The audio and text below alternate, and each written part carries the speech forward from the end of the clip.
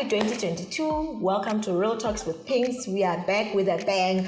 I know you guys missed me so much. I missed you as well. It's been a while. I was on holiday, but now we are back on Real Talks with Pinks. And I thought we should start the year on a lighter note, but on a more serious note, because I know we need to talk finances. A lot of us don't like talking about them, but we have to have the conversation. So I thought I should have my first guest as Nchakha finance. Chelete has a parcel, says a friend of mine. Yeah. So Ntate, can you please introduce yourself to Real Talk viewers, and then I will introduce the topic. Right. Happy New Year, happy 2022 to the Real Talk viewers. Bitsolaka ke Nchakha Monyane. I am the financial coach, I am the financial mentor, and I'm very honored to be here. I'm very honored to be here, and I'm very happy to be talking about finances, especially at the start of the year, whereby people need to plan on their finances. Yes. Yeah, I thought I must invite you because I always see you posting financial education on Facebook, and I thought at the start of the year, most of us write resolutions, and so we would also want to write our financial resolutions for the year. So I thought we should have this conversation on finances as young professionals. So I'll get straight into it. We usually talk about financial freedom. Some of us don't even know what financial freedom means. Can you please just run us through what that means and how we can achieve it as young people? My favorite topic.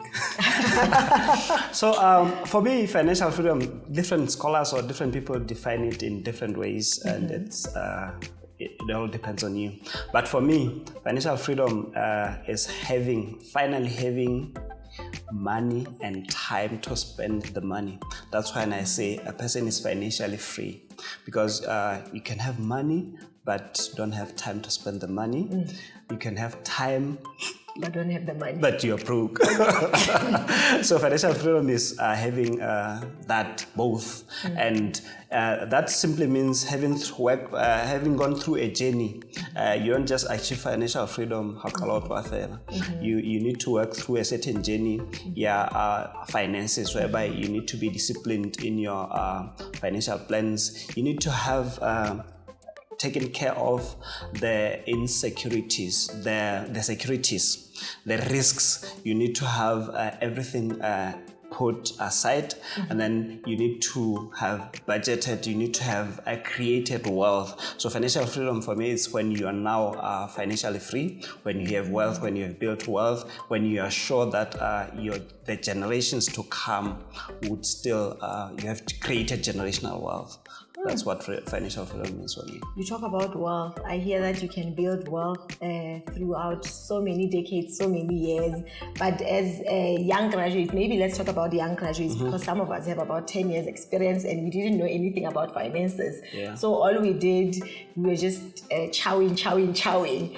But what would you say to young graduates or young professionals who just entered the job market? How do they build this wealth so that they can be financially free at one point in their life?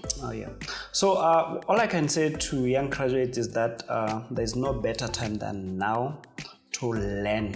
Firstly, learn about finances, learn about, they are very lucky because now there's shows like this whereby we talk to people, there's YouTube, there's anything whereby they can learn more about their finances. Before they can even get employed or before they can even earn money, they should educate themselves on their finances so that by the time they work or by the time they get income, they know what budgeting is, they know what planning for retirement is. It's very critical to start saving for retirement at an early stage. I mean, but we have learned that you should start at an earlier stage to plan for retirement. So what I can say to them is teach yourself about finances, learn more about finances, practice those financial attitudes, and then learn about it. Yeah. It's so easy to say people must learn about finances, but it's not easy, because I hear so many financial coaches say you must know your relationship with money. Yeah. I think by now I know mine. It's a very tricky one. My relationship with money is I earn my money, I save a bit, and then I spend, because I always feel like I can't be saving and not spending, because I need to enjoy. Because as young people, we say you only live once.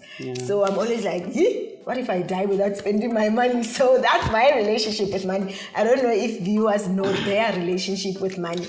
But I want us to talk about investment, because for you to build wealth, I'm imagining you must have some investment so that they grow throughout. You guys talk about compound interest a lot. Yes. So what are some of the investment vehicles that Basotho must know about, where they can invest their money? Investment.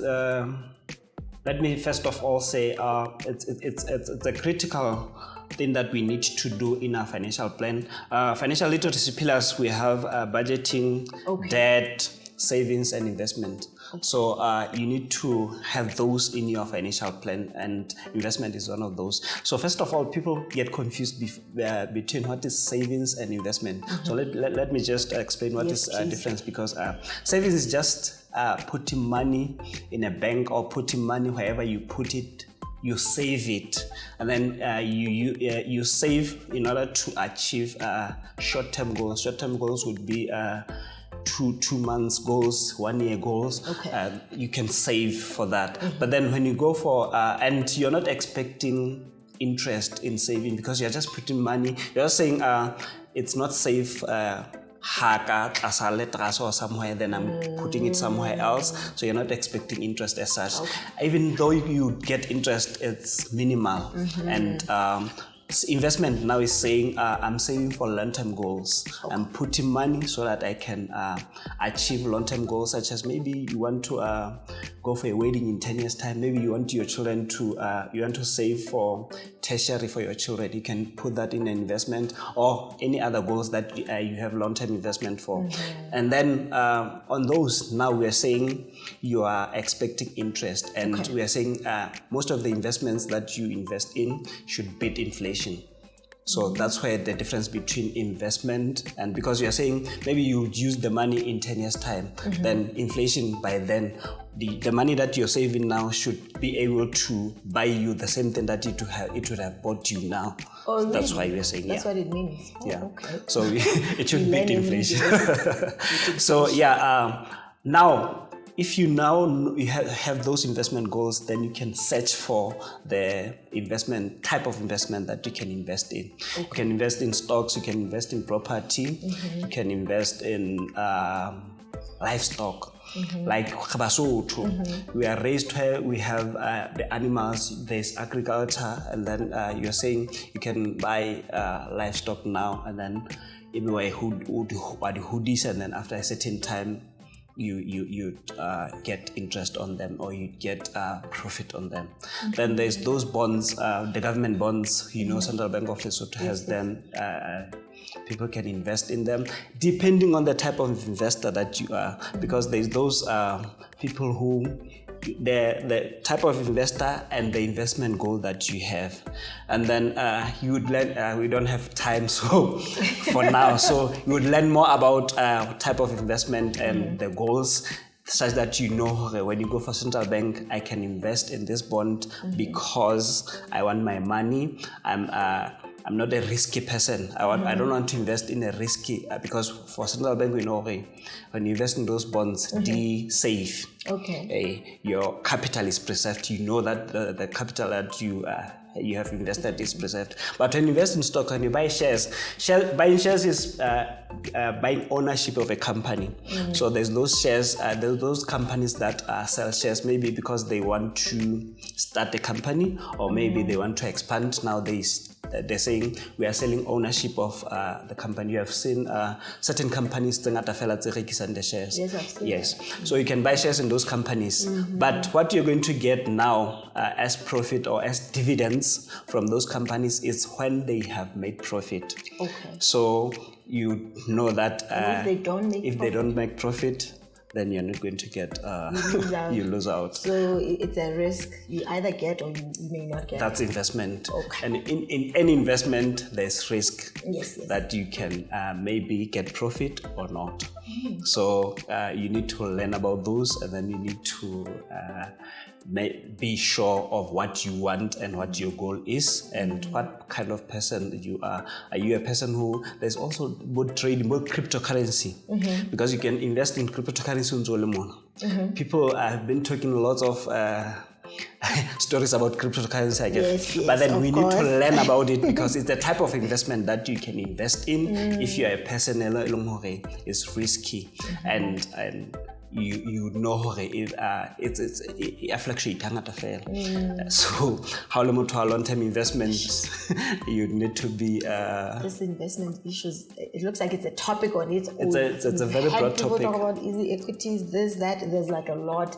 I think it's a topic on its own. It's a very broad topic, but it's fine. I think we will talk about it in length as a topic on its own. But I want to understand, as Basotho, as Africans, we usually have this thing called black tax. Black tax is when there's expectation that you give back to your family or your uncle's kids. The mother has passed away, or both parents. Now they are orphans. You have to take care of them, pay school fees. But now I am 32, I am 27, I'm 35, just got married, I have my own family. I want to be financially free.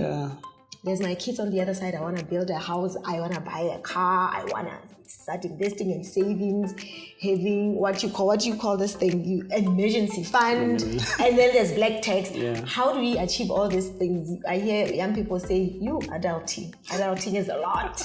I just scam. Yeah, it's a scam because of the black tax and what you guys are saying as financial coaches. How do we achieve all these things?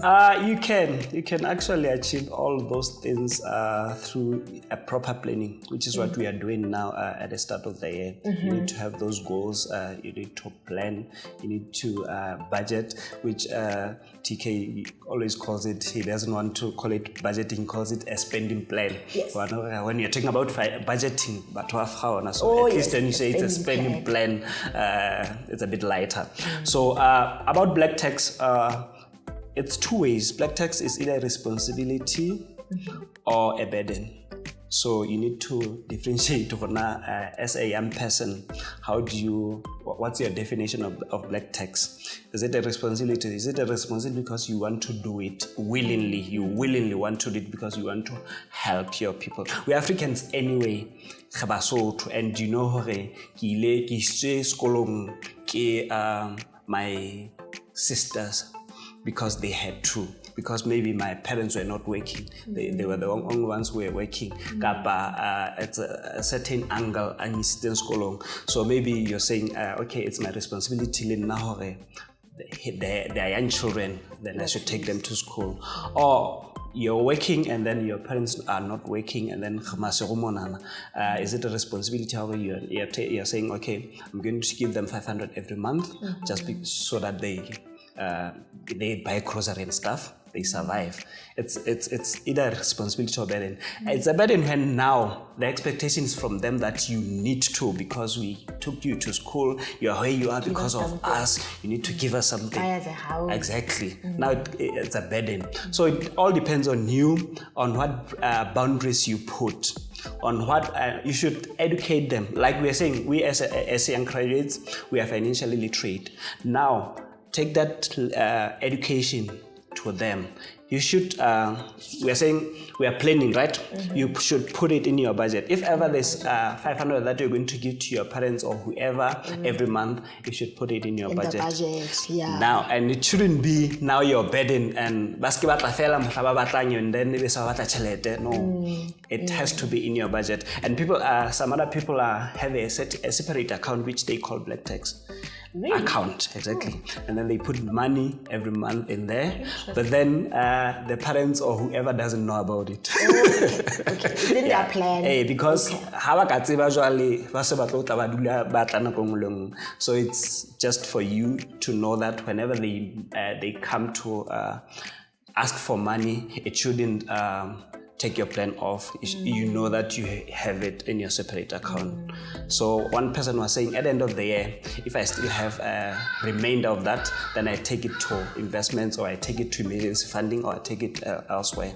And then I start planning for it in the next year. So maybe it's a good practice. I like when you say you should have boundaries. So if you know that you are planning 500 each month for contributing maybe to your family or other needs that they may have, then you know that every month in my budget that is 500. So much that there's no demands of someone saying, now I want 2,000, I want pocket money, I want this, I want that, because it's quite important. Because I think a lot of us have good plans, especially at the start of the year, but we don't see them through because things are coming up in March, in June, in August.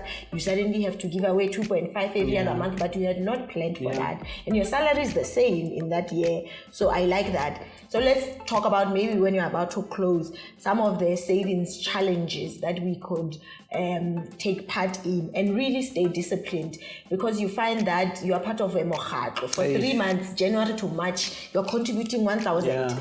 By June, you have forgotten, you're no longer contributing. By the end of the year, you only have 3,000 when you could have maybe 12,000, you know?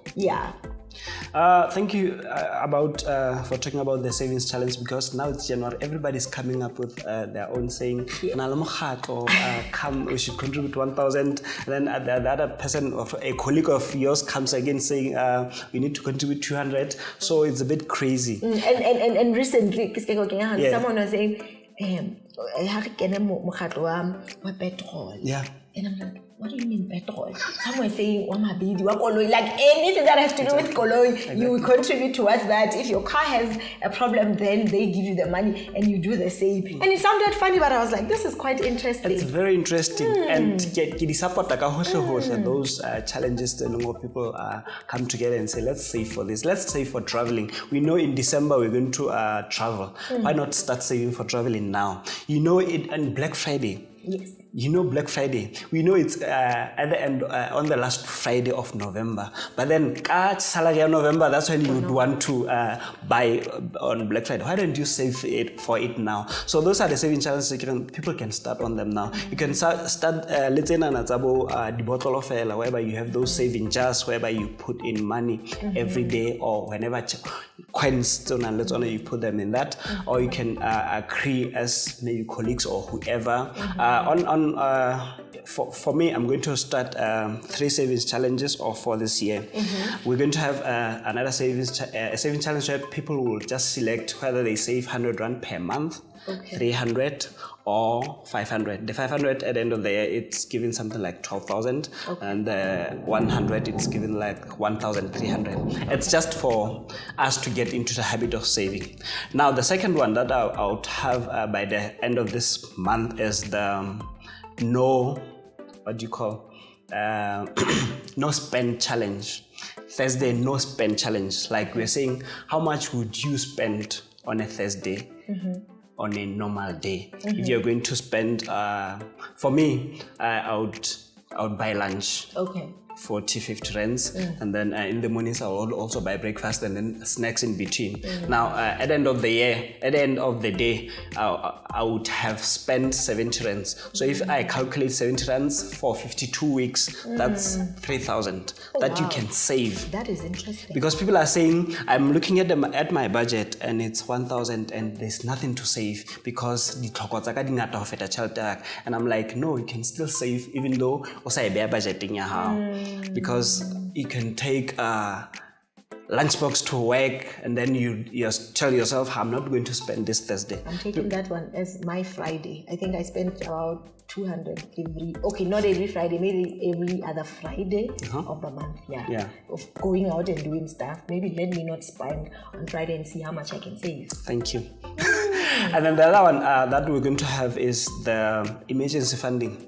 I'm going to have that emergency funding savings challenge that I'm saying we don't have any emergency funding as people, but we need emergency funding. There's always Exactly. emergencies. We are getting sick, and then there's accidents. So many things. Exactly. So we're going to have that, and the last one that will start maybe in February is the investing challenges, where we're going to say, let's buy shares, guys. Let's invest. Let's invest from as little as 200, and then so I'm inviting all like-minded people. Let's come and try this, and then see at the end of the year. But still, it's going to depend on your goals. It's going to depend on the goals that you have set for 2021. So you can investment challenge while you didn't have any goal that would be fulfilled by the investment challenge. We're not saying also can savings challenge but you didn't have a goal for that. Okay. So we need to start first of all by setting goals. Oh wow, thank you so much. My goals would be making an example with another Mokhat, savings challenge that I've entered. I've entered with people with different goals. I don't have a child. Most of them have children. Some are trying to build houses. So we save for a whole year. So just before the 3rd of Jan, actually immediately after New Year's, we whatever you have saved, they give you that money. So most people pay school fees, and then for me it would be I take care of every other need that I have. Maybe I take that money towards whatever debt I have, or I save more towards maybe traveling, so it's different things. And then someone would but I hear what you're saying, your goals will be different, but as long as you know what you're saving towards, that's the whole idea.